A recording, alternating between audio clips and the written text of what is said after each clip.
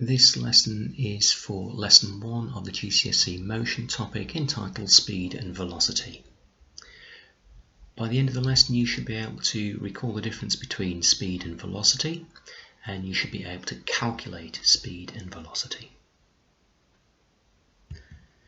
This is very much a recap of what you did in Year 9 and probably what you've done in your maths already, so it shouldn't be too difficult. Basically this little section here is for your notes, so can you make sure that you've got this copied down into your notebook. So speed, first of all, can be calculated using the familiar equation speed v equals distance s divided by time t. And if you measure distance in meters and the time in seconds, then the speed will come out in meters per second. Now, very often the terms velocity and speed are sort of used interchangeably, but if you remember from our work on vectors and scalar quantities, velocity is a vector quantity. So as well as giving its size, you also need to give its direction. So velocity is defined as displacement divided by time. Okay, so it's not distance divided by time, it's displacement divided by time.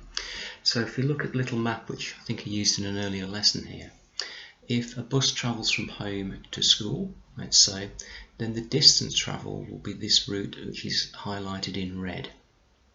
So that's the distance travelled. So to calculate the speed, you divide that distance by the time it's taken. To calculate the velocity, however, it's the displacement divided by time, and the displacement is the distance in a straight line in a given direction.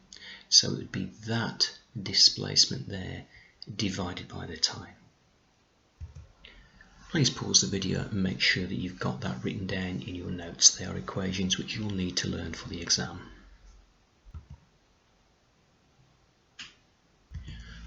Okay, this again is for your notes. I'm not going to ask you to copy down the questions, but if you can put the title Speed Calculations.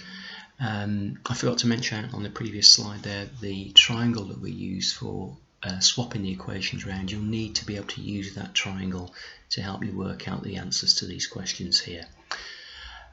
Okay, so if you could simply set out your solutions using formula working out answer unit. Just write your answers down to the question numbers here. So if you pause the video now, have a go at those and we'll go through them when you've done that. Hopefully you haven't found those too difficult. Let's go through them together then. Question 1, it says, what is the average speed of a car that travels 150 meters in 5 seconds? Before we go through the solution, just note this term average here. The car might actually alter its speed on its 150 meter journey. Sometimes it might go faster, sometimes it might go slower. So all we're working out here is an average. Okay, so average speed is equal to distance divided by time, which in this case is 150 divided by 5, which gives us 30 meters per second.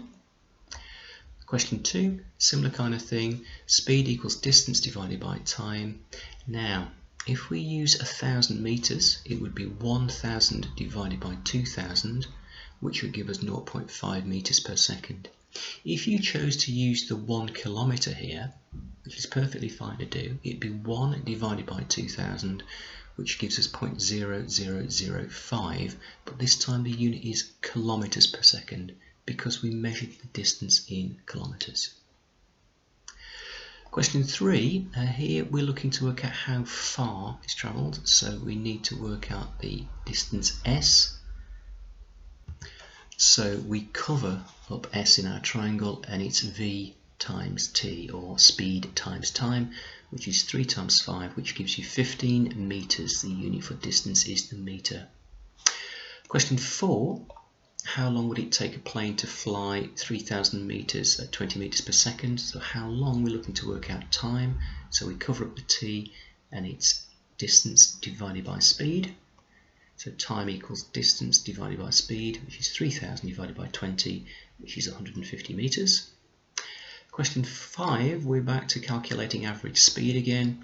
So it is speed equals distance divided by time. 75 divided by 25 gives us 3 meters per second.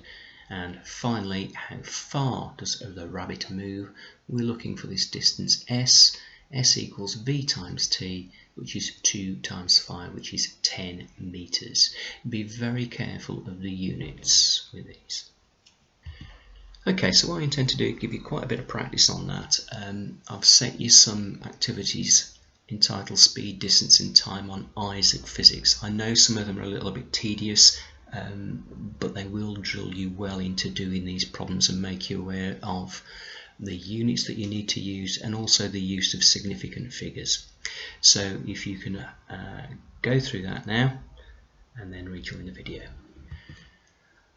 Okay then, so you should now be able to recall that velocity is the speed in a given direction and is a vector quantity, something we've met before, and be able to recall and apply the formulae for speed and velocity.